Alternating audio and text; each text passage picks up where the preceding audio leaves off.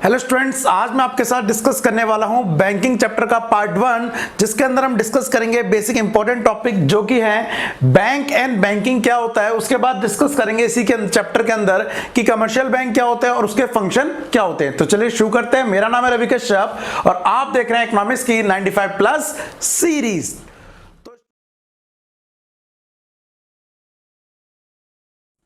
तो स्टूडेंट, जैसा कि मैंने आपको बताया, आज का जो हमारा टॉपिक है वो है बैंक और बैंकिंग क्या होता है और कमर्शियल बैंक क्या होता है। ये हमारा पार्ट 1 है और फर्दर क्रेडिट क्रिएशन क्या होता है, सेंट्रल बैंक क्या होता है, उसके फंक्शन क्या होते हैं, वो आने वाले पार्ट में मैं आपको डिटेल में डिस्कस करूंगा। बाद बाकी मनी तक मैंने अभी सारे चैप्टर आपको पढ़ा दिए हैं, जिसकी प्लेलिस्ट आपको ऑलरेडी वीडियो के एंड में मिल जाएगी या डिस्क्रिप्शन में भी आप चेक कर सकते हैं। चलिए आज का टॉपिक डिस्कस करते हैं। देखिए, आज के टॉपिक को फर्दर आगे कंटिन्यू करने से पहले अगर मैं आपसे पूछूं कि बैंक और बैंकिंग में क्या डिफरेंस है, तो आप क्या बताएंगे? क्या दोनों सेम है या अलग है? देखिए, सिंपल सी मैं आपको बताता हूं। सबसे पहले बात करते हैं बैंक और बैंकिंग में सिंपल से डिफरेंस की। बैंकिंग एक सर्विस है और बैंक एक ऑर्गेनाइजेशन है। तो सबसे पहले हम बैंक की बात करेंगे। बैंक क्या होता है? देखिए, बैंक कोई भी एक ऐसा इंस्टीट्यूशन होता है, फाइनेंशियल इंस्टीट्यूशन, एक ऐसा इंस्टीट्यूशन होता है जो किस चीज का काम करता है? पब्लिक की डिपॉजिट को एक्सेप्ट करेगा और पब्लिक को क्या प्रोवाइड करेगा? लोन प्रोवाइड करेगा। मतलब लोन लेने और डिपॉजिट एक्सेप्ट करने का जो काम करता है उसे क्या बोलते हैं? हम बैंक बोलते हैं। वहीं बैंकिंग, इसके अंदर जो ऑपरेशन हो रहा है उसे बोलेंगे, विच मींस बैंक एक ऑर्गेनाइजेशन है जो ये काम कर रही है। जो ये काम कर रही है उस ऑर्गेनाइजेशन, उस इंस्टीट्यूशन को क्या बोलेंगे? बैंक बोलेंगे। एक डेफिनेशन रीड करते हैं, उसके बाद समझते हैं इसकी डेफिनेशन। देखिए, बैंक की डेफिनेशन क्या बोल रहा है? Bank is an institution which receive fund from public. जो पब्लिक से क्या करता है? फंड रिसीव करता है। थोड़ा सा मैंने आपको समझाने के लिए यहाँ पर स्ट्रक्चर बना रखा है। ये पब्लिक है, पब्लिक से क्या करता है? डिपॉजिट को एक्सेप्ट करता है and then give loan and advance to the those who needs. मतलब इन्वेस्टर हो सकते हैं या फिर ये क्या हो सकते हैं? कंपनी हो सकती है। बाकी ये फिर इनको क्या देता है? लोन देता है। तो ये जो इंस्टीट्यूशन है जो ये काम कर रहा है उसको तो बोलेंगे बैंक। इसके अलावा ये बैंक क्या करते हैं? इकोनॉमी में पूरी मनी सप्लाई को भी कंट्रोल करते हैं। जैसा कि डेफिनेशन में दिया हुआ है, the supply of money in the country depend on the banking system as a whole and the monetary policy of central bank in general. साथ ही ये सेंट्रल बैंक की मॉनेटरी पॉलिसी होती है उसको भी फॉलो करवाते हैं। अब इसके बाद आते, चलिए मैंने आपको बैंक समझा दिया। अब बैंकिंग क्या है? तो ये जो फाइनेंशियल इंस्टीट्यूशन है, ये जो सर्विस देते हैं उसे बोलते हैं बैंकिंग। जैसे मैं टीचर हूं, लेकिन मैं जो पढ़ा रहा हूं ये क्या? टीचिंग है ना। एक टीचर एक टीचिंग है, वैसे ही एक बैंक हो गया और एक बैंकिंग हो गया, दोनों सिमिलर नहीं है।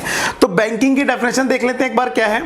Banking employees accepting deposit of money from the public for the purpose of lending और investment which is repayable on demand and can be withdraw by the mean of cheque. अच्छा, एक चीज यहां पर समझने वाली बात है, आप बैंक में पैसा क्या करते हैं? जमा करते हैं। जब आपको जरूरत पड़ेगी तो आप निकाल भी लेंगे और बैंक फिर उस पैसे को क्या देते हैं? लोन देते हैं। तो एक चीज आप समझना जरा, एक वर्ड है लैंडिंग और एक होता है लोन। मनी लैंडिंग का मतलब होता है किसी को लोन देना। मनी लैंडिंग का मतलब क्या होता है? किसी को लोन देना। और लोन लेने का मतलब तो लोन होता ही है। तो शायद आपको में से कई सारे लोगों को लैंडिंग का पहले मतलब ना पता हो, वैसे तो ज्यादातर को पता होगा, लेकिन तब भी मैं क्लियर करते चलूं। मनी लैंडिंग का मतलब होता है लोन देना। तो अगर आपने अपने फ्रेंड को पैसे दे रखे तो आपने मनी लोन नहीं दिया, आपने मनी लैंड की है और आप उसने लोन लिया आपसे। ठीक है, तो ये तो हो गई किसकी डेफिनेशन? मनी के अंदर, सॉरी टॉपिक बैंक के अंदर एक बैंक की और एक बैंकिंग की। अब आते हैं हमारे मेन टॉपिक की तरफ, जो कि है क्या? एनबीएफसी। एनबीएफसी क्या होता है ये समझिए जरा। एनबीएफसी ऑल्सो नोन एज एनबीएफआई, ये क्या होते हैं? देखिए, हमारे आसपास कई सारी ऐसी ऑर्गेनाइजेशन है जो फाइनेंस का काम कर रही है लेकिन बैंक नहीं है। क्या कह रहा हूं? हमारे आसपास कई सारी ऑर्गेनाइजेशन है जो बैंक नहीं है लेकिन लोन लेने या फिर डिपॉजिट एक्सेप्ट करने का काम कर रही हैं। तो ऐसी कंपनियां, ऐसी ऑर्गेनाइजेशन जो ऑर्गेनाइजेशन तो है लेकिन वो बैंक नहीं है लेकिन वो फाइनेंस का काम कर रही है, उन्हें बोलेंगे एनबीएफसी। तो एनबी का मतलब यहां पर क्या हो गया? Non banking. क्या हो गया? Non banking. फाइनेंशियल कॉर्पोरेशन या फिर फाइनेंशियल इंस्टीट्यूशन, नॉन बैंकिंग। इनकी डेफिनेशन एक बार मैं रीड करवा देता हूं, आपको समझा देता हूं। देखिए क्या बोला है। If an institution does not receive deposit but only lend money, it will not be a bank, it will be a money lending institution. क्या बोल रहा है? जैसा एग्जांपल के लिए LIC UTI जो पब्लिक की डिपॉजिट को एक्सेप्ट तो नहीं करता लेकिन मनी लैंड करता है, मनी लोन पे देता है, तो ऐसे को क्या बोलेंगे? एनबीएफसी, जिसके अंदर ये आ गए मनी लैंडिंग इंस्टीट्यूशन। कुछ ऐसे भी होते हैं जो लोन लेते हैं, फॉर एग्जाम्पल, मतलब लोन लेने का मतलब है डिपॉजिट को एक्सेप्ट करते हैं लेकिन लोन नहीं देते। जैसे if an institution only accept deposits but does not perform lending, मतलब लोन नहीं देता, it will not be a bank, it will be a money accepting institution like post office. आपको पता है पोस्ट ऑफिस में भी पैसे जमा होते हैं, तो वो पूरी तरह से बैंक नहीं है क्योंकि डिपॉजिट एक्सेप्ट कर रहा है लेकिन पब्लिक को लोन नहीं देता। तो हमारे आसपास कुछ तो बैंक हैं लेकिन इसके अलावा जो काम कर रहे हैं वो क्या है? एनबीएफसी, आपने सुना होगा मुथूट फाइनेंस, है ना, बजाज फाइनेंस, फिनसर्व, ये क्या है? ये एनबीएफसी हैं जो फाइनेंस इंस्टीट्यूशन का काम तो करती हैं लेकिन ये वो ऑर्गेनाइजेशन है जो बैंक नहीं है। ठीक है, अब इसके बाद हमारे आते हैं नेक्स्ट टॉपिक पे, वो है कमर्शियल बैंक। कमर्शियल को हिंदी में कहते हैं वाणिज्यिक बैंक। ये क्या होते हैं? डेफिनेशन समझाने से पहले मैं आपको बता दूं, ये बैंक और कमर्शियल बैंक नॉर्मली एक ही तरह के होते हैं। जितने भी आसपास आपको बैंक दिखेंगे, चाहे वो पीएनबी हो, स्टेट बैंक हो, आईसीआई हो, एचडीएफसी हो, सारे काम क्या कर रहे हैं? बिजनेस के लिए काम कर रहे हैं। मींस ये क्या करते हैं? पैसा लेकर लोन पे चढ़ाते हैं और बिजनेस को उधार देते हैं, उससे अपनी इनकम कमाते हैं, मतलब प्रॉफिट करते हैं। तो ये सभी बैंकों को क्या बोलेंगे? कमर्शियल कहेंगे। क्यों? क्योंकि ये बिजनेस कर रहे हैं। डेफिनेशन देख लेते हैं क्या है।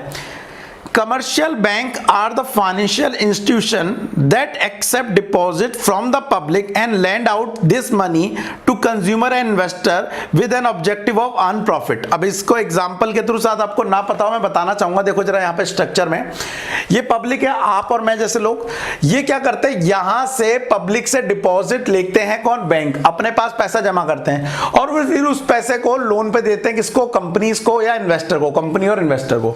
अब समझने वाली बात क्या है यहां पर? ये यहां पर बेटा इसको जब डिपॉजिट होता है उसको जो इंटरेस्ट देते हैं वो होता है 3%, और ये जब इनको लोन देते हैं तो ये देते हैं 10% या उससे ज्यादा। ठीक है, तो आप नोटिस कर रहे हैं 10% का इनसे ब्याज लिया और इन्होंने 3% ब्याज पब्लिक को दिया जिससे पैसे लिए थे। 7% 6% का मोटा मोटा पैसा कमा रहे। ये इन बैंकों का क्या होता है? प्रॉफिट होता है। तो कमर्शियल बैंक इसलिए कहलाते हैं क्योंकि ये प्रॉफिट भी अर्न करते हैं। अब इसी के साथ नीचे आपको एक चीज और मैं समझा दूं। एक होता है यहां पर बेटा बोरिंग रेट और एक होता है लैंडिंग रेट।